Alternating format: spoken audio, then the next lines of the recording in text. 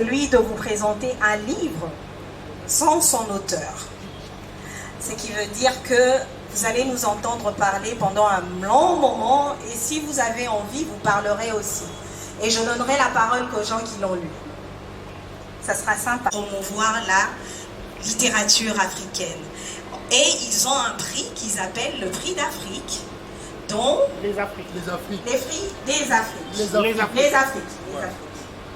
Parce que d'après leur concept, c'est qu'il n'y en a pas qu'un seul, il y en a plusieurs Afriques qui en font donc les Afriques.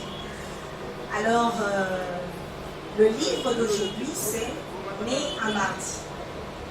Et quand on voit le titre du livre, on se demande, l'auteur Elnathan John, lui-même, il est peut-être né le mardi.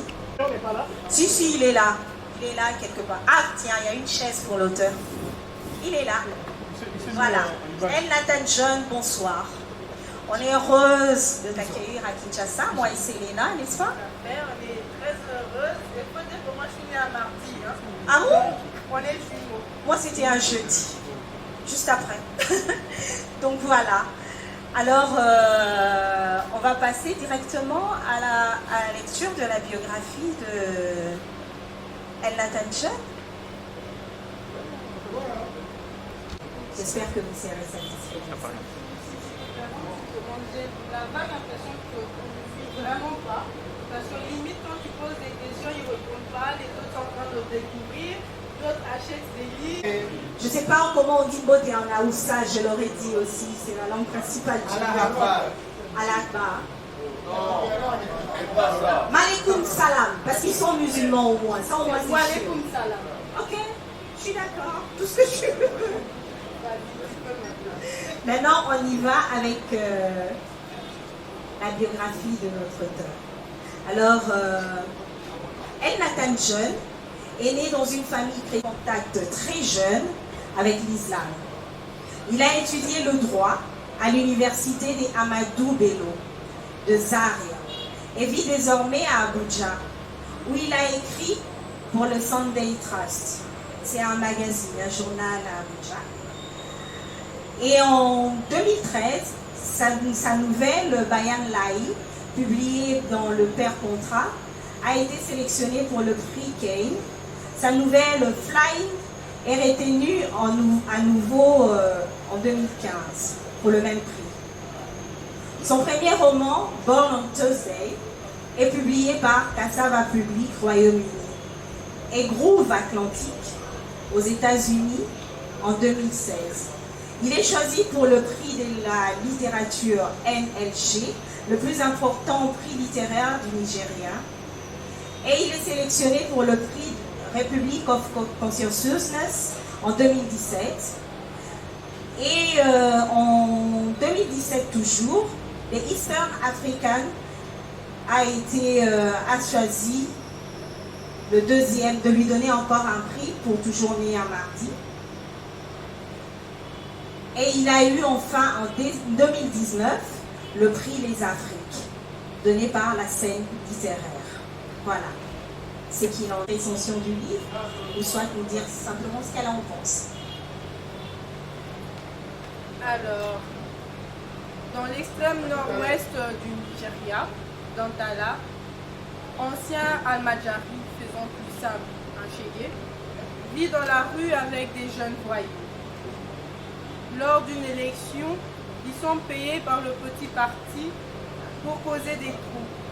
Alors qu'ils essayent d'incendier le bureau d'un parti politique concurrent, le Grand Parti, leur action tourne à l'émeute et Dantala doit s'enfuir pour sauver sa vie. Il se rend alors à Sokoto où, grâce à son intelligence et à son humilité, il devient l'apprenti privilégié de l'imam principal de cette petite ville.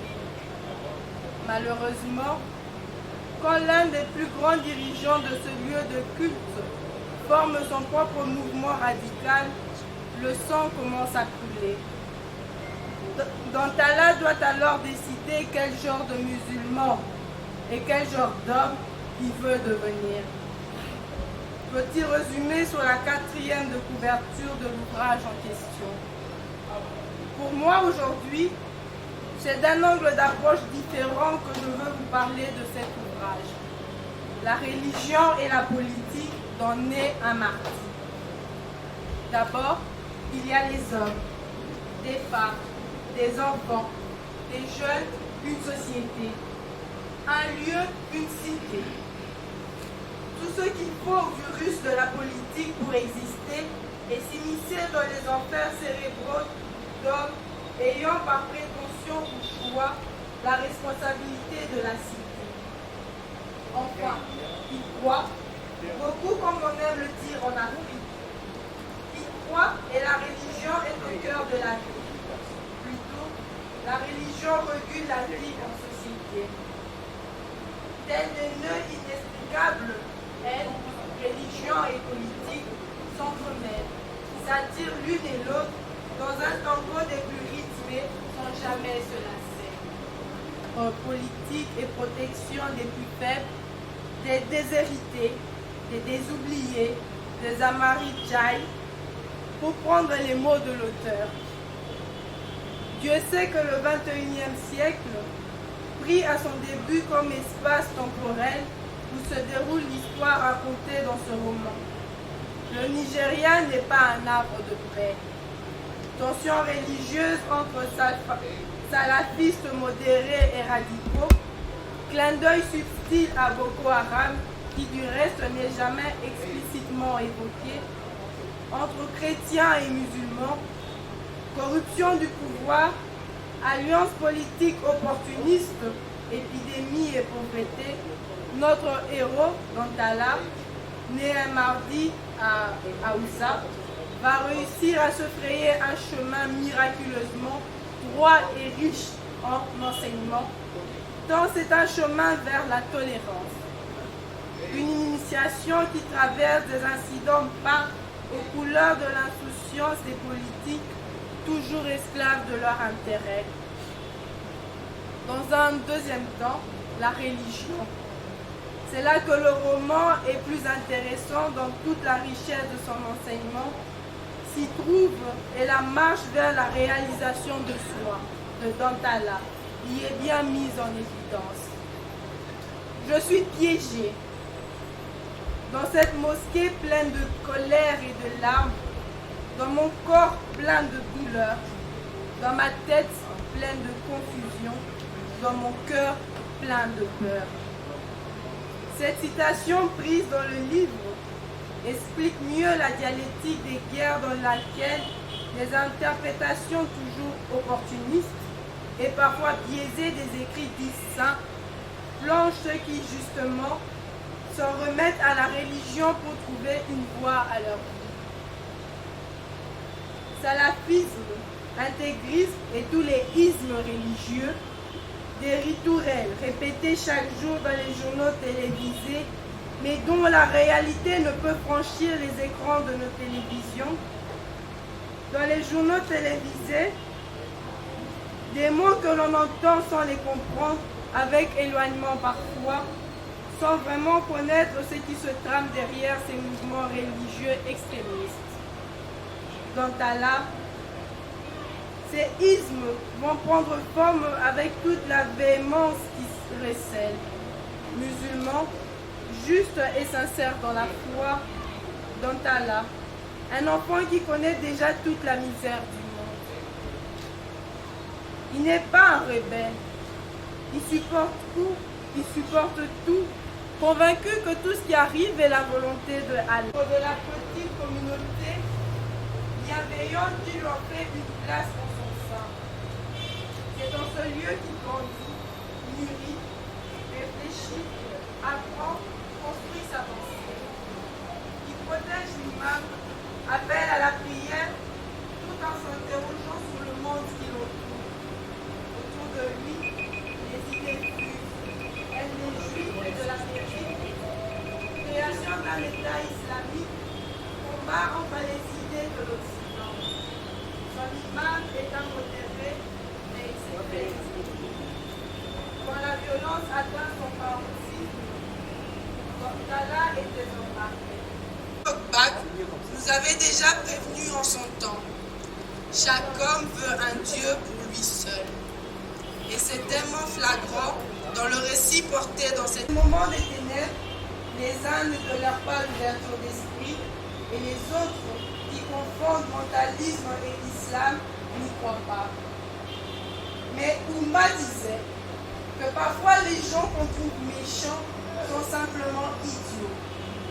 Et s'il est si facile de se repentir d'être méchant, il est difficile d'arrêter d'être idiot. Merci.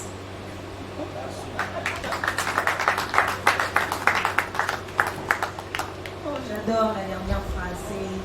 Vous avez sûrement deviné, Ouma, c'est sa maman. Il n'y a que les mamans qui peuvent se permettre de dire des telles choses et les pas se laisser frapper sur lui. Donc, Selena, c'est que ce livre ta vie quotidienne par rapport aux partis politiques, à l'initiation, par rapport à l'éducation, par rapport à la découverte, par rapport à la sexualité aussi, et tout ce qui entoure au fait la vie d'un homme pour arriver à son épanouissement. C'est pas exact? Si, même moi en lisant ce livre, j'ai directement fait un parallélisme avec ce qui se passe avec les jeunes. Et tu seras d'accord avec moi que dans tous les carrefours à Tignes, il y a toujours des chégués, disons-les comme ça. Bien sûr, ça ne manque pas au fait. Il suffit de sortir au coin de la rue ici et les croiser. Alors moi, au fait, au tout début du roman, je suis tombée sur une phrase ou deux dont le public va nous dire exactement ce qu'ils en pensent aussi. Alors, notre jeune Tantala, au fait, c'est qui veut dire né à Mardi en Laoussa. Et c'est un jeune garçon qui est allé dans une autre ville, que son père l'a envoyé pour étudier le Coran et l'arabe, les études coraniques. Il se retrouve un peu livré à lui-même parce que sa famille ne donne plus de nouvelles et il n'a plus de moyens de continuer à payer ses études. Il se retrouve enfant de la rue. Alors, par rapport à ça, il y a un passage au tout début qui m'a fait penser à ce que disent beaucoup de nos chéris aussi dans les rues. Alors, je vais vous les lire. Ça va dans le genre j'ai à peine prié depuis que j'ai quitté l'école coranique et qu'on va à la mosquée Jumaat des Gabon Gari. Seulement le vendredi parce qu'il y a des gens qui font l'aumône et plein de nourriture y est distribuée gratuitement. Mais Allah juge les intentions du cœur. On n'est pas méchant. Quand on se bat, c'est parce qu'on n'a pas le choix. Quand on cambriole le petit magasin à Sabongari, c'est parce qu'on a faim. Et quand quelqu'un meurt, eh bien, c'est la volonté d'Allah. Donc, un peu un sentiment d'abandon, de défaitiste comme ça. Il n'a plus rien à attendre de la vie malgré son jeune âge. Ce qui enlève un peu l'effet d'innocence aussi dans une enfance un peu perdue. On ne donne pas l'âge de l'enfant à fleur de l'âge quand il découvre tous ces faits. Et évidemment, les politiciens en profitent. Les partis politiques, les petits, les grands, qui font que les jeunes, comme ici, certains, quand il y a des mouvements sociaux qui se créent, qui payent les jeunes pour aller vandaliser les autres partis politiques. Vous avez lu les livres comme moi, certains d'entre vous. Vous en êtes arrivé à quelle conclusion? Qu'est-ce que vous en pensez? Surtout pendant ces premiers paragraphes que vous découvrez les jeunes d'Antala dans le rue de Koulouna, dans le coin, où ils tuent carrément aussi les gens. Qu'est-ce que vous en pensez de ces concepts d'utiliser surtout les jeunes garçons dans des fins vraiment à des fins escrabreux pour arriver à ces fins politiquement parlant?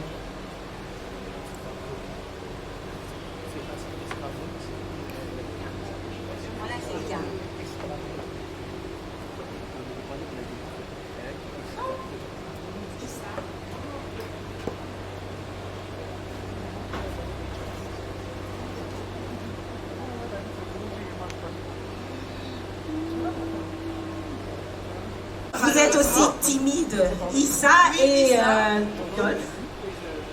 Tu l'as lu. Donc voilà, je parle du début justement. Quand la politique fait rage, fait fureur, Et à quoi ça te fait penser exactement quand ça se passe de cette façon? Surtout chez nous ici.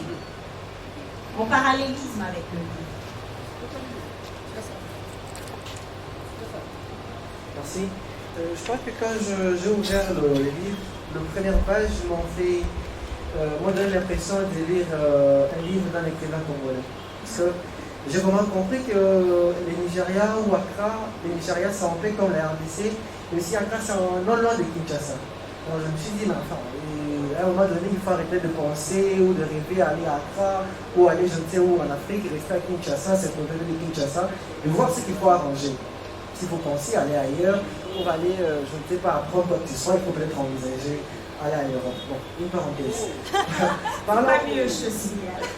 Pas de souci. La politique, hein. Bon, je vais maintenant parler de première page, par rapport à l'impression que je lis ou des parallélismes qu'on m'avait demandé par rapport à ce qui se passe ici à Kinshasa.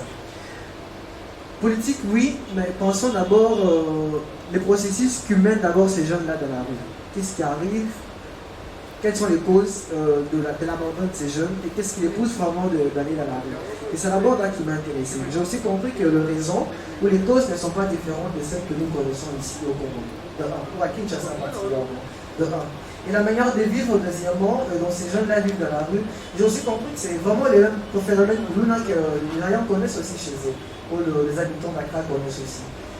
J'ai eu justement d'observer qu'il y a quelques pratiques qui se font dans la rue avec ces jeunes, nous pensons peut-être qu'ils sont des abandonnés de politique. Mais je comprends aussi que les politiques utilisent ces mêmes jeunes pour leur faire politique et tout ce qui m'a...